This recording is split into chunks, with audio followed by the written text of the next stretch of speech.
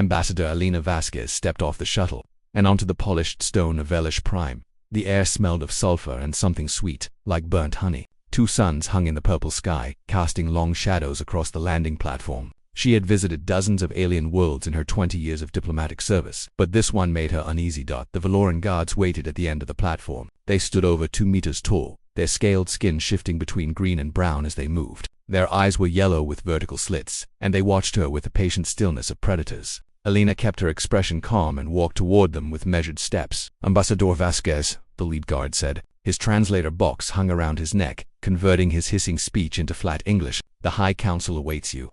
Elena nodded and gestured to her security team. 6 soldiers in light combat armor fell into formation around her. They carried no visible weapons. The Valorans had been clear about that condition. No human weapons on their sacred ground. Captain James Torres walked beside her. He had served as her security chief for 5 years, and she trusted him completely. He leaned close as they followed the guards into the massive stone building ahead.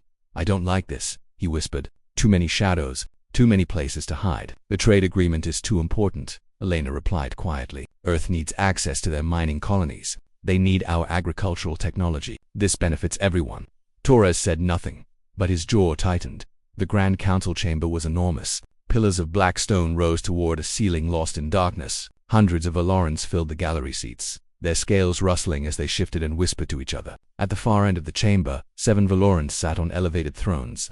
These were the High Councilors, the rulers of the hegemony. Elena walked down the central aisle, her boots echoing on the stone floor. She kept her head high and her shoulders back. Showing fear to Valorans was the worst thing a diplomat could do. They respected strength, even from species they considered inferior. The center throne held High Warlord Kethrix. He was larger than the others, his scales a deep crimson that marked him as a warrior caste. Gold rings pierced the ridges above his eyes, and old scars crossed his snout. He watched Elena approach with open contempt. The human arrives, Kethrix announced. His voice boomed through the chamber without need of amplification. Come to beg for scraps from our table. Elena stopped at the designated spot, a circle of white stone set into the floor. She bowed her head slightly, the minimum gesture of respect protocol required. High Councilors, I come on behalf of United Earth to finalize the trade agreement our governments have negotiated. This partnership will bring prosperity to both our peoples. Prosperity, Kethrix repeated. He made a sound that his translator rendered as laughter. Humans speak of prosperity while they spread across the galaxy like parasites. You infest every system you touch.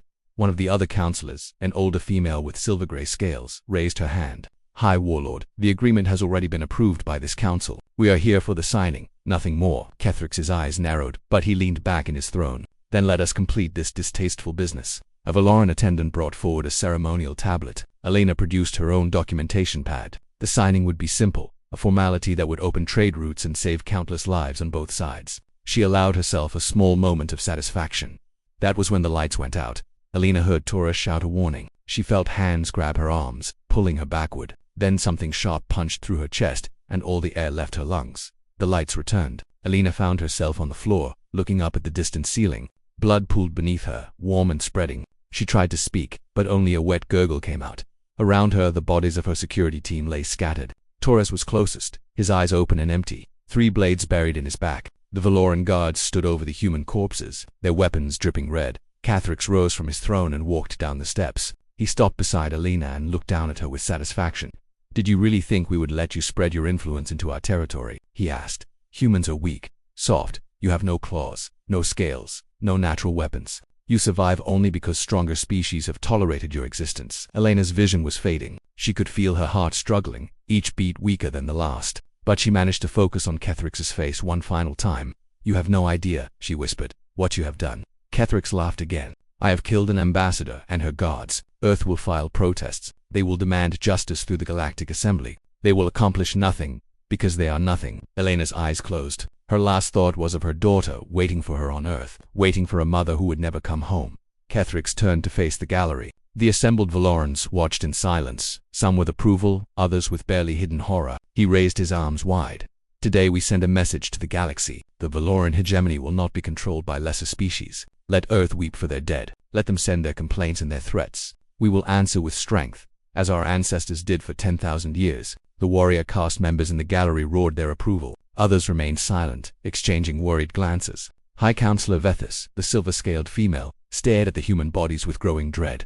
What have you done, Kethrix? She murmured. but no one heard her over the cheering. 12 hours later, the news reached Earth. The United Earth Council convened an emergency session within the hour. Presidents and prime ministers gathered via secure holographic link from every continent. Military commanders stood ready in the background, their faces grim. Secretary General Antonio Reyes sat at the head of the council table. He was 73 years old, a veteran diplomat who had spent his life preventing wars. Now he stared at the images on the screen before him. Elena Vasquez's body, discarded on alien stone. Her security team, murdered without honor. The Valorans have claimed responsibility, his aide reported. High Warlord Kethrix broadcast a statement to their entire territory. He called it a demonstration of Valoran strength. Reyes closed his eyes. He had known Elena for 30 years. She had been at his wedding. She was his daughter's godmother. What are our options? He asked quietly. Admiral Marcus Chen stepped forward. He was a small man, compact and precise, with gray hair cut short and eyes that missed nothing. He commanded the United Earth Defense Force, the largest military organization humanity had ever built. Sir, Protocol Prometheus is designed for exactly this situation, a direct attack on our diplomatic personnel under a flag of peace. The protocol authorizes full military response. Full military response, Reyes repeated. You mean war? I mean answering an act of war with appropriate force, Chen replied. The Valorans believe we are weak. They believe we will file complaints and do nothing. They are wrong. Reyes looked around the table at the assembled leaders. He saw grief in their eyes, and beneath it, something harder, something cold. The council will vote, he said, all in favor of activating Protocol Prometheus. Every hand rose. Admiral Chen received the message in his command center on Lunar Base. He read the single line of text, then looked up at his staff. Send the recall orders. Activate all reserve fleets. Contact every shipyard in human space. He paused, and when he spoke again, his voice was ice. The Valorans wanted to know what humans do when you kill our people. They are about to find out. The first week after the assassination was quiet. Too quiet. High Warlord Kethrix stood in his war room, surrounded by holographic displays showing the borders of Valoran space. His intelligence officers had predicted immediate human response. Angry messages, economic sanctions, appeals to the Galactic Assembly. Instead, there was nothing. What are they doing? He demanded. Commander Vrix, his chief intelligence officer, pulled up the latest reports. Human ships are withdrawing from our border regions. High Warlord, trade convoys have changed their routes to avoid our territory. Their diplomatic channels have gone silent. They are afraid, Kethrix said with satisfaction. They retreat like prey animals before a predator. Vrix hesitated. High Warlord, our deep space sensors have detected unusual activity in human territory. Large energy signatures, fleet movements. Let them move their fleets. Humans are not warriors. They build their ships for exploration and trade, not battle. Kethrix waved his clawed hand dismissively. They will make noise and then accept their place in the galaxy. But Vrix could not shake his unease. He had studied humans for 20 years. He knew things about them that Kethrix had never bothered to learn, and something about this silence felt wrong. 8 light-years away, on the human colony world of New Helsinki, Captain David Okonkwo received his recall orders. He sat in his small apartment, reading the message on his personal terminal. His hands trembled slightly, not from fear, but from the effort of containing his emotions. 3 days ago he had learned that Sergeant Michael Torres, his closest friend since the academy, had died protecting Ambassador Vasquez. Michael had introduced David to his wife. He had been best man at their wedding. He had held David's daughter on the day she was born. Now Michael was gone, murdered by aliens who thought humans were too weak to matter. David closed the message and stood. He walked to his closet and pulled out his dress uniform. The destroyer Relentless was waiting for him in orbit. His crew was already assembling. Computer, he said. Record message for Maya Okonkwo. The terminal beeped acknowledgement. Maya, by the time you get this, I will be gone. I cannot tell you where or for how long, but I want you to know that I love you and Emma more than anything in this universe. He paused, struggling to find the right words. They killed Michael. They killed him while he was trying to protect innocent people. I have to go. I have to make sure this never happens again. Kiss Emma for me. Tell her Daddy is fighting for something important. He ended the recording and sent it. Then he put on his uniform and left for the shuttle port. Lunar Base had never been so active. Admiral Chen stood on the observation deck, watching ships arrive from every corner of human space. Battleships and cruisers emerged from faster-than-light travel in constant streams. Carriers disgorged fighters that swarmed into formation patterns. Support vessels carried supplies and ammunition in quantities that would have seemed impossible a week ago. The human military had always maintained a defensive posture. They built ships to protect trade routes and respond to emergencies. They trained for peacekeeping operations and disaster relief. The galaxy saw this and assumed humans were not capable of real warfare. They were wrong. What the galaxy did not know was that humanity had learned hard lessons from their own history. They remembered what happened when nations were unprepared for war. They remembered the costs of weakness. So while they publicly emphasized peace and cooperation, They quietly maintained the capacity for something else entirely.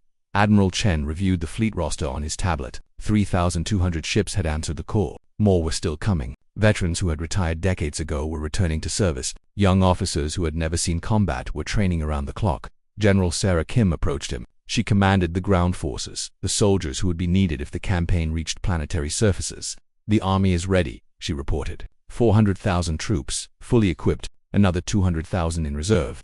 Chen nodded. "The Valorans have approximately 800 ships in their military. Their army numbers around 2 million. On paper, they should defeat us easily." "On paper," Kim agreed with a thin smile. "But paper does not account for human adaptability, or human anger." "No," Chen said quietly. "It does not." He turned to address his command staff. Dozens of officers stood waiting, their faces hard with determination. "In 3 days, we move to the border. Our objective is not conquest. We are not here to destroy the Valoran civilization or slaughter their people. We are here to deliver justice for our murdered ambassador and her team. We are here to show the galaxy that attacking human diplomats has consequences." He paused, letting his words sink in. "The Valorans believe we are weak because we prefer peace. They mistake our restraint for inability. In the coming weeks, we will correct that mistake. We will defeat their military. We will capture their leadership. And then we will return home, having done what needed to be done." Captain Okonkwo listened to the briefing aboard the Relentless. His ship was assigned to the Vanguard fleet, the first wave that would strike the Valoran border defenses. Around him, his bridge crew sat at their stations, checking and rechecking their systems. Lieutenant Commander Yuki Tanaka, his executive officer, leaned close. "The crew is ready, Captain, but some of them are nervous. Most have never seen real combat." "Neither have I," David admitted. "But we train for this. We prepare for this. And when the time comes, we do our duty." He looked at the main view screen, which showed the assembled fleet stretching across thousands of kilometers of space. Humanity had never gathered such a force. The sight of it filled him with something he had not expected: hope. "Michael used to say that humans were at their best when things were at their worst," David continued. "He said we were built for adversity. That hardship made us stronger instead of breaking us." Tanaka nodded slowly. "He sounds like he was a good man. The best." David's voice caught slightly. "And they killed him like he was nothing. Like all of them were nothing." He straightened in his command chair and activated the ship-wide communication system. "Crew of the Relentless, this is your captain. In 2 days, we will be at war. I will not pretend this will be easy or safe. Some of us may not come home. But I want you to remember why we fight. We fight for Ambassador Vasquez, who dedicated her life to peace. We fight for Captain Torres and his team, who died protecting her. We fight for every human who will come after us, so they will never have to fear that their lives mean nothing." He paused, then continued with iron in his voice. "The Valorans thought killing a human diplomat was safe. They thought we would do nothing. They were wrong. We are humanity. We are relentless." Across the fleet, similar scenes played out. Captains addressed their crews. Soldiers checked their weapons. Engineers ran final diagnostics on systems that would be tested by combat. And slowly, the fear transformed into something else: purpose, unity, resolve. On Velosh Prime, High Warlord Kethrix finally received accurate intelligence reports. His officers laid out the data with trembling claws. 3,000 human warships, weapon systems that had never been used in combat, tactics that no one had ever seen. For the first time, a flicker of doubt crossed Kethrix's face, but he buried it quickly. He had committed himself to this path. There was no turning back now. "Let them come," he declared to his council. "We will crush them at the border and scatter their fleet. Then they will learn respect." High Counselor Vethis watched him from across the chamber. She had opposed the assassination from the beginning. Now she saw the doom that Kethrix's arrogance had brought upon their people. "What have you done to us?" she whispered. But the war drums were already beating, and no one heard her dart at the edge of Valoran space. The human fleet completed its final preparations. Admiral Chen stood on the bridge of his flagship, the carrier Prometheus. He looked at the stars ahead, the territory of an enemy that had made a terrible mistake. "All ships," he announced, to begin advance. "May God have mercy on them, because we will not." The fleet moved forward as one, 3,000 points of light crossing into hostile space. The galaxy held its breath. The Valoran border system of Krathana had never seen such a force. Admiral Vorthax commanded the defensive fleet from his flagship, the Crimson Talon. 500 warships held position between the human advance and the inner systems. By galactic standards, this was an overwhelming force. No species in recorded history had ever broken through such a defense. Vorthax was old for a Valoran warrior, nearly 200 years. He had fought in a dozen campaigns. He had earned his position through blood and cunning, and when his sensors showed the human fleet emerging from faster-than-light travel, he felt something he had not felt in decades. "Fear. Count them," he ordered his sensor officer. The young Valoran worked his console with trembling claws. "Admiral, I am reading 3,147 vessels, battleships, cruisers, destroyers, carriers, and support ships. They outnumber us 6-1. Warthak stared at the display. The human ships moved in perfect formation, their positions adjusted by the millisecond, as if controlled by a single mind. Their energy signatures were wrong, stronger than anything in the intelligence reports. High Warlord, Kethrix assured us the humans were weak, his executive officer said quietly. He said they would never fight. Kethrix is a fool, Vorthax replied, not caring who heard him. Open a channel to the human fleet. Perhaps we can negotiate. The communications officer tried for several minutes. Admiral, they are not responding. No signals at all. They are simply advancing. The human fleet came forward without slowing, their weapons charged, filling space with energy readings that made the sensors scream warnings. Vorthax had expected threats, demands, the usual posturing that preceded galactic conflicts. This silence was far worse. All ships, battle formation, he ordered, target their lead vessels. We will make them pay for every kilometer. The Valoran fleet opened fire. Captain Okonkwo felt the relentless shudder as enemy weapons struck their shields. The ship had been designed to absorb punishment that would destroy lesser vessels, and the Valoran fire was barely making an impression. Shields at 92%, Tanaka reported. Enemy fire is heavy but unfocused. They are panicking. David nodded. He had studied Valoran tactics during the journey here. They fought with aggression and overwhelming force, expecting enemies to break and run. They had no experience against an opponent who simply kept coming. All weapons. Target the enemy command ship. Disable, do not destroy. We want prisoners. The Relentless launched a barrage of precision strikes. Missiles curved around defensive fire. Energy beams cut through shields with surgical accuracy. David watched the enemy command ship on his display, its systems failing one by one. Across the battlefield, the human fleet performed a deadly dance. Ships moved in coordinated patterns that the Valorans could not predict. When enemy vessels concentrated fire on one target, human ships would shift positions, spreading the damage. When Valoran formations broke, human squadrons would pounce, disabling ships rather than destroying them. Admiral Vorfax watched his fleet crumble. Half his ships were already drifting, their weapons dead, their engines silent. Human boarding craft swarmed the disabled vessels, capturing crews with terrifying efficiency. How, he whispered, how are they doing this? His tactical officer had no answer. The humans moved like nothing he had ever seen. Their coordination was perfect. Their targeting was precise. And they fought with a cold fury that left no room for mercy or mistake. The Crimson Talon's shields collapsed. Vorthax felt the ship lurch as human weapons struck the hull. Systems failed across the bridge. Emergency lights flickered. Boarders on deck 7. Someone shouted. They are cutting through the hull. Vorthax drew his ceremonial blade. If this was his end, he would meet it as a warrior. The bridge doors exploded inward. Human soldiers poured through the gap, their armor absorbing Valoran weapons fire without slowing. They moved in teams, covering each other, advancing with relentless precision. Vorthax charged at the nearest human, his blade raised high. The soldier sidestepped his attack, grabbed his arm, and twisted. The blade clattered to the floor. Before Vorthax could react, he was on the ground with a human knee on his chest and a weapon pointed at his face. Admiral Vorthax, the human said through his helmet speakers, you are now a prisoner of the United Earth Defense Force. You will be treated according to galactic conventions. Resist, and you will be restrained. Cooperate, and this will go easier for everyone. Vorthax stared up at the faceless helmet. Why, he managed. Why take prisoners? We murdered your ambassador. We expected you to kill us all. The human was silent for a moment. Then he spoke, and his voice was tired and sad. Because we are not you. Because justice is not the same as slaughter. And because someone needs to go home and tell your people what happened here. Within 6 hours, the Battle of Krathana was over. The Valoran defensive fleet had been completely defeated. 312 ships had been disabled and captured. 180 had been destroyed when they refused to surrender. Only a handful had escaped, fleeing toward the inner systems with tales of horror. Admiral Chen reviewed the casualty reports aboard the Prometheus. 47 human ships damaged, 12 destroyed, 814 dead, 2,000 wounded. The numbers were remarkably low for such a massive engagement. The Valorans fought bravely, General Kim observed. But they had no answer for our tactics. They expected us to fight like everyone else, Chen replied. Linear formations, straightforward advances. They never imagined we would be different. He pulled up a galaxy map showing the path to Velashe Prime. The Valoran homeworld was still weeks away, protected by multiple defense lines and their remaining fleet. This was only the beginning. They will learn from this defeat. They will adapt. So will we, Kim said. That is what humans do. Chen nodded slowly. Send a message to the captured Admiral Vor. Tell him he will be released with his officers to return to Velosh Prime. Tell him to carry a message to High Warlord Kethrix. What message, sir? Chen's expression hardened. Tell him we are coming. Tell him this ends only one way. And tell him that every ship he sends against us will meet the same fate. We do not want to kill his people, but we will do what we must. The survivors of the Valoran fleet limped back to their homeworld. Vorthak stood before the High Council, his scales dull with shame, and told them what he had witnessed. He spoke of human coordination that seemed impossible. He spoke of weapons that cut through shields like paper. He spoke of soldiers who captured rather than killed, who showed mercy that no Valoran warrior would have given.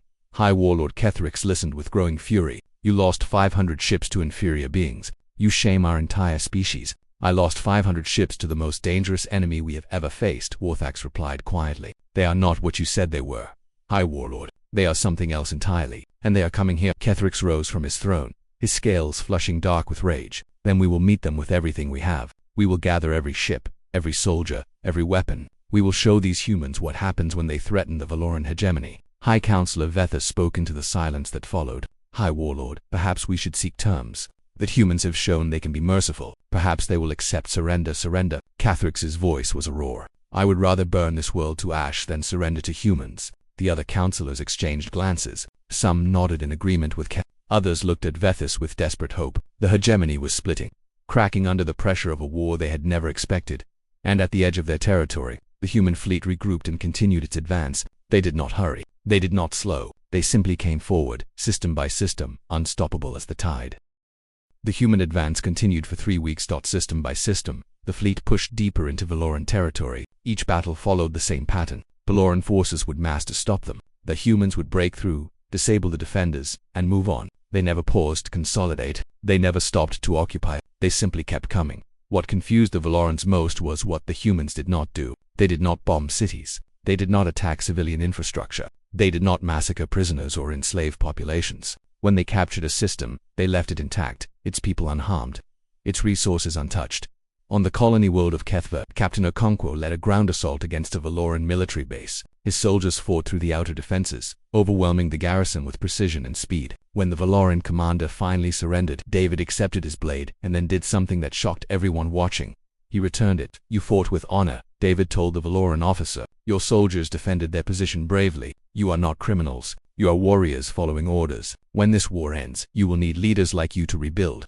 The Valoran stared at him with confusion. Why, we killed your people. We started this war. Your High Warlord started this war, David corrected. You and your soldiers are paying the price for his arrogance. We will not add to that price unnecessarily.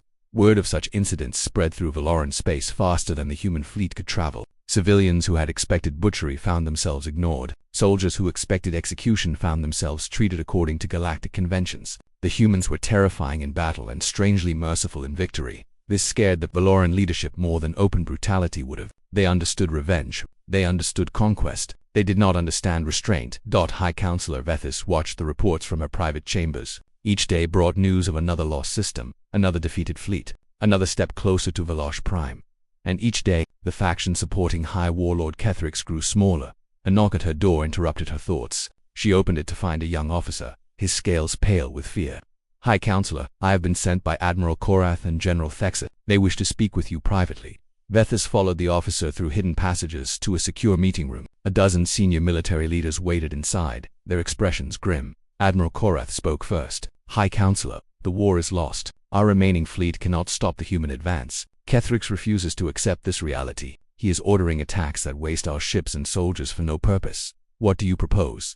Vethus asked carefully. General Thexis answered. We propose to remove Kethrix from power and seek terms with the humans, but we need political cover. We need the council to authorize our actions. Vethus looked at each of them in turn. These were not traitors or cowards. They were experienced officers who saw the truth that Kethrix refused to accept. The war was lost. The only question was how many more Valorans would die before it ended. What are the humans demanding? She asked.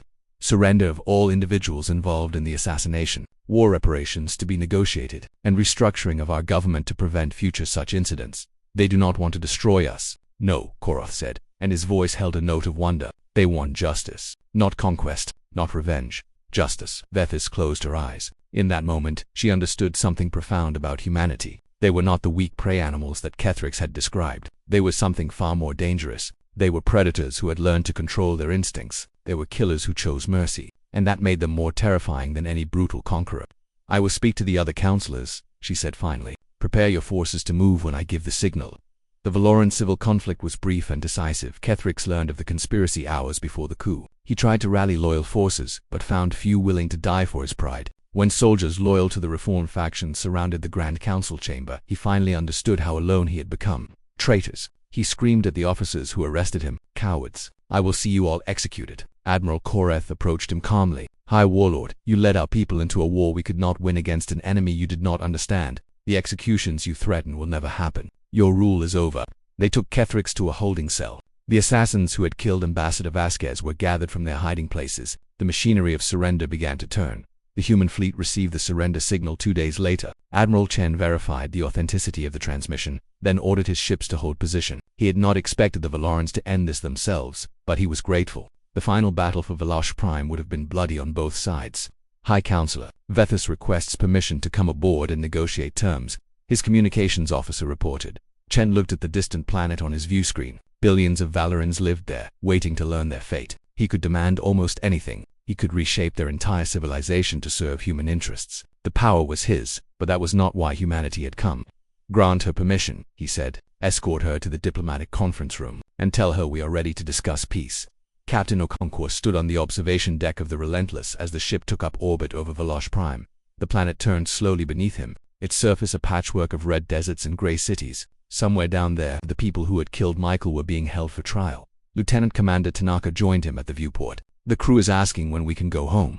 Soon, David replied. The negotiators will work out the details. We will escort the prisoners back to Earth for trial. Then this will finally be over, will it? Tanaka asked quietly. Will it ever really be over? David considered the question. Michael was still dead. Nothing would bring him back. Ambassador Vasquez was still dead. Her daughter would still grow up without a mother. No amount of justice could undo that pain. But justice still mattered. It mattered because it said to the galaxy that human lives had value. It mattered because it showed that attacking diplomats under a flag of peace had consequences. It mattered because it proved that humanity could fight with all their strength and still stop short of becoming monsters. No, David admitted. It will never be completely over. The wounds will heal, but the scars will remain. All we can do is make sure it never happens again. Tanaka nodded slowly. The Valorans are already calling us the merciful destroyers. They expected genocide. They got prisoners and trials. Good. Let them remember that. Let the whole galaxy remember. David turned away from the view. We showed them what we can do when we are angry. Now let us show them what we do when we are at peace. Below them, Valoran shuttles began rising toward the fleet, carrying the prisoners who would face human justice. The war was over. The harder work of building a lasting peace was about to begin, and across the galaxy, species who had watched the conflict with fascination and fear drew new conclusions about humanity. These were not weak creatures to be ignored or exploited. These were not brutal conquerors to be feared and hated. These were something new, something unprecedented. They were humans, and the galaxy would never see them the same way again. The trial of High Warlord Kethrix lasted 3 months. It was held on Earth, in a specially constructed court that allowed for both human and Valoran legal traditions. Cameras broadcast the proceedings across the galaxy. Billions of beings watched as the evidence was presented. As witnesses testified, the full scope of the conspiracy became clear. Kethrix never showed remorse. He stood before the court with his scales bright and his eyes defiant, insisting that he had done what was necessary for Valoran honor. He called humans parasites. He called the trial a farce. He predicted that history would vindicate him. The court found him guilty on all charges: murder of diplomatic personnel, violation of galactic treaties, crimes against peace. He was sentenced to life imprisonment in a maximum security facility. His name struck from Valoran records of honor. The assassins who had actually killed Ambassador Vasquez received the same sentence. They showed no more regret than their master. They went to their cells believing they had served their people. Maria Vasquez attended every day of the trial. She was 17 years old, her mother's eyes looking out from her father's face. She sat in the gallery and watched the beings who had stolen her mother from her. She listened to their justifications and their excuses, and when the verdicts were announced, she felt something she had not expected. Not satisfaction, not closure, but something like peace. After the final session, Captain Okonkwo found her sitting alone in a small courtyard outside the tribunal building. He had never met her before, but he had known her mother, and he had a message to deliver. Maria Vasquez, he asked gently. She looked up at him, noting the medals on his uniform. Yes, I am Captain David Okonkwo. I served with your mother's security chief, Captain Torres. He was my closest friend. Maria's expression softened. I remember him. He used to bring me chocolates when he visited our house. That sounds like Michael. David sat down beside her on the bench. I wanted to tell you something about what your mother meant to us. He told her about the fleet, about the speeches that captains gave to their crews, about the determination that had filled 3,000 ships with a single purpose. He told her how Ambassador Vasquez had become a symbol, a reminder of what humanity was fighting for. She believed in peace, David concluded. She dedicated her life to building bridges between species, and even though she died trying, She succeeded in ways she never could have imagined. Maria was crying now, silent tears running down her cheeks. How can you say she succeeded? She is dead. Those monsters killed her, and now they will spend their lives in comfortable cells, and nothing will bring her back. You are right, David admitted. Nothing will bring her back. But look at what happened because of her. The Valoran hegemony has been transformed. The extremists are gone. A new government is building something better. And across the galaxy, species are reconsidering their assumptions about humanity. He paused, searching for the right words. Your mother's death was a tragedy. It should never have happened. But because of how we responded, because of the justice we demanded and the mercy we showed, her death meant something. It changed the galaxy. That does not erase the pain, but it means her life mattered. It still matters. Maria wiped her eyes. She would have hated the war, all those deaths, all that destruction. Yes, she probably would have. But she also would have understood that some things are worth fighting for. The right of diplomats to work in safety, the principle that violence has consequences, the idea that humans stand together when threatened. David stood and offered her his hand. Your mother believed in those things. We fought for them in her name, and we will keep fighting for them in whatever way we must, for as long as necessary. Maria took his hand and rose. She looked at him with eyes that had aged far beyond their years. Thank you, Captain, for telling me this, for fighting for her. David nodded. Thank you for listening. And if you ever need anything, ever, the crew of the Relentless is at your service. 6 months after the trial ended, the new Valoran ambassador arrived on Earth. Her name was Thexa, a young female who had risked everything to oppose Kethrix during the war. She walked through the halls of the United Earth Diplomatic Center, her scales gleaming in the artificial light, her eyes taking in every detail of human architecture and design. The walls were lined with memorials, names carved in stone, faces preserved in holographic displays, humans who had died in service of peace, stretching back centuries, diplomats, peacekeepers, aid workers, soldiers, all remembered, all honored. She stopped before the newest section. Ambassador Elena Vasquez smiled from her portrait, her eyes warm and kind. Beside her were images of Captain Torres and his security team. Their names were carved in gold, a permanent reminder of their sacrifice.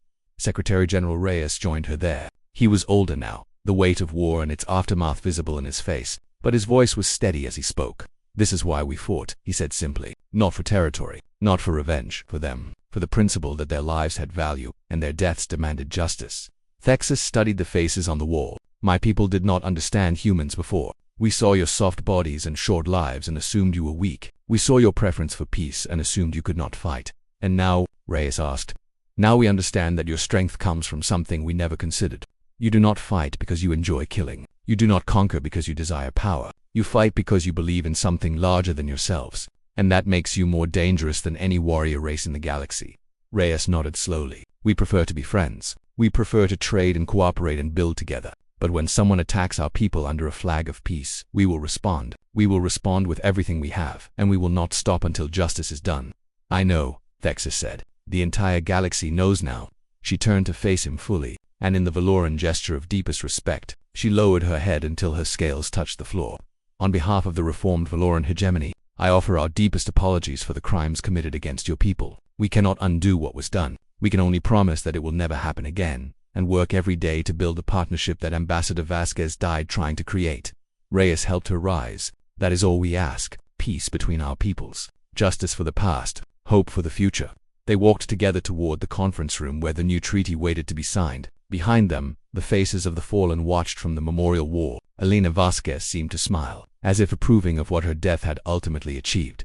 Later that night, Captain Okonkwo sat on his porch on New Helsinki, watching the stars appear in the darkening sky. His daughter Emma played in the yard while his wife Maya prepared dinner inside. The war was over. Justice had been served. Life was slowly returning to normal, but David knew that nothing would ever be quite the same. He had seen what humans could do when pushed to their limits. He had witnessed the terrible beauty of 3,000 ships moving as one. He had felt the weight of loss and the satisfaction of victory. The galaxy had learned something important about humanity. They were slow to anger and quick to forgive. They preferred peace to war and mercy to revenge. But when someone crossed the line, when someone attacked their own under a flag of truce, they would rise together with a fury that no force in the universe could withstand. And then, when the fighting was done, they would offer their hand in friendship and help rebuild what had been destroyed. That was humanity's gift to the galaxy. That was their promise and their warning. David picked up his daughter and held her close, feeling her small heart beat against his chest. Somewhere out there, new challenges waited, new threats would emerge, new tests of humanity's resolve would come. But tonight, under these familiar stars, there was only peace, and that was enough.